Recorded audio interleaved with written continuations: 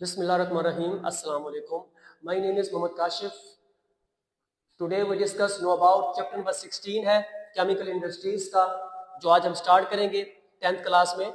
सबसे पहले हम करेंगे बेटा इसमें इंट्रोडक्शन है। इंट्रोडक्शन में हमारे पास है metallurgy, urea formation, solve process, petroleum और इंडस्ट्रियल यूनिट्स। अब इसमें सबसे पहले हमारे पास है metallurgy, extraction of metals from minerals earth, कि जमीन के नीचे से जितने भी हम मिनरल्स निकालते हैं उन मिनरल्स में से गैंग पार्टिकल को अलग करने के बाद जो बाकी चीज हमारे पास बच जाती है उन्हें हम क्या कहते हैं, ओर के पार्टिकल्स कहते हैं।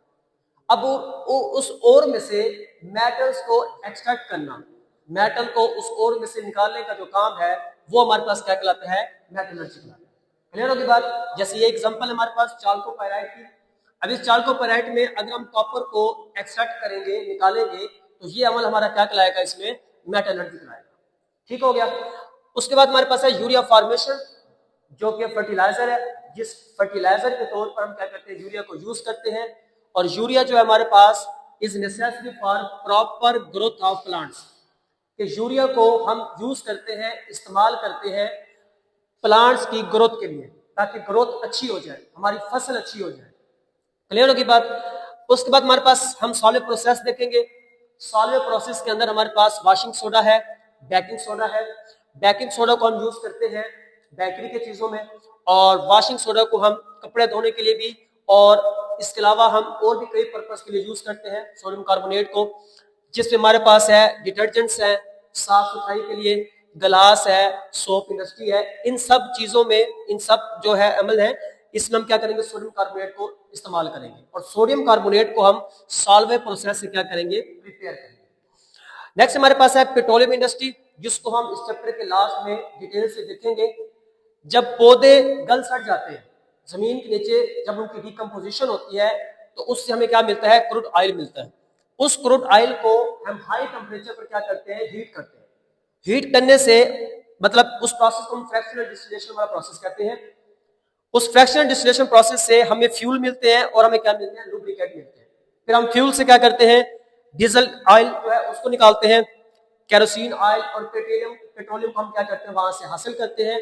उसके साथ साथ लुब्रिकेंट में से हम क्या करते हैं, सीएनजी, मोबाइल ऑयल और ग्रीस वगैरह को हम क्या करते हैं, वहां से यूज में लेके आते हैं। ठीक है, ये था हमारे पास क्रूड ऑयल, और इसको हम इस चैप्टर के लास्ट में क्या करेंगे, डिटेल से डिस्कस करेंगे। उसके बाद हमारे पास नेक्स्ट है इंडस्ट्रियल यूनिट्स। पाकिस्तान 1947 में जब आजाद हुआ, तब हिंदुस्तान के अंदर 921 यूनिट थे इंडस्ट्रीज के, तो पाकिस्तान के हिस्से में सिर्फ 34 है। बाकी जो थे वो इंडिया वालों ने ले लिए, या फिर इंडिया में हो रह गए। अब उन 34 जो कि बहुत कम थे, फिर पाकिस्तान ने आहिस्ता आहिस्ता तरक्की की। अब हमारे पास अल्लाह पाक के फजल करम से स्टील है, सीमेंट है, फर्टिलाइजर के बड़े बड़े यूनिट्स लगाए गए हैं, और पाकिस्तान जो है 90 मतलब कि 921 तक पहुंच चुका है इतने बड़े यूनिट्स के साथ। तो बेटा ये था हमारे पास इंट्रोडक्शन, जो कि हम इस चैप्टर में इंशाल्लाह डिटेल से करेंगे। नेक्स्ट हमारे पास 16.1 है। इस चैप्टर का पहला कह सकते हो कि लॉन्ग क्वेश्चन भी है, या फिर शॉर्ट में इसमें आ सकते हैं। Basic metallurgical operations. Basic metallurgical operation में हमारे पास सबसे पहले है minerals. The solid natural materials found beneath the earth's surface which contain the compounds of metals in the combined state along with the earth impurities। जमीन के नीचे जितने भी मिनरल्स हैं, जब हम इन मिनरल्स को निकालते हैं तो उस मिनरल में से हम गैंग पार्टिकल को क्या कर देते हैं, अलग कर देते हैं। वो जो गैंग पार्टिकल हमारे पास इंप्योरिटीज होती हैं, उन गैंग पार्टिकल्स को अलग करने के बाद जो हमारे पास बाकी चीज बच जाती है, उसे हम क्या कहते हैं, ओर कहते हैं, ओर के पार्टिकल्स।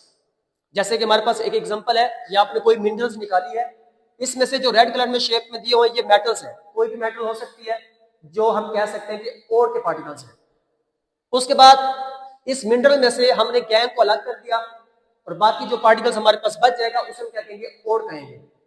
और अब यहाँ पे देखें, ये गैंग में कौन कौन से पार्टिकल्स आ सकते हैं, सैंड आ सकता है, सॉइल आ सकता है, वाटर आ सकता है, या फिर उसमें साल्ट के पार्टिकल्स आ सकते हैं।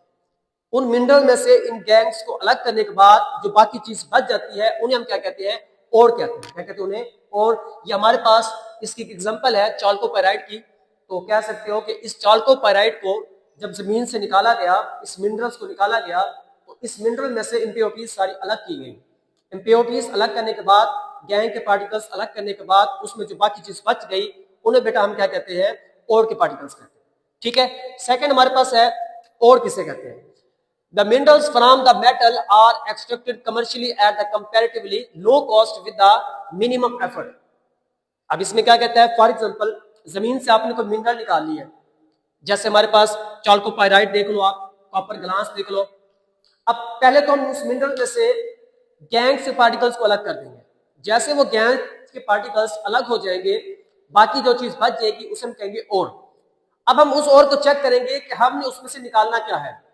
तो पहले हम वही चीज सेलेक्ट करेंगे जिस पर हमारी कॉस्ट लो लगे, उसमें हमारी मिनिमम एफर्ट हो, हमारी एफर्ट भी कम लगे, हमारा फ्यूल भी उसमें कम खर्च हो और उसमें हमें इतना कुछ करना भी ना पड़े, और कमर्शियली पैमाने पर, मतलब कि तिजारती पैमाने पर वो अच्छी कीमत पर बिक भी जाए।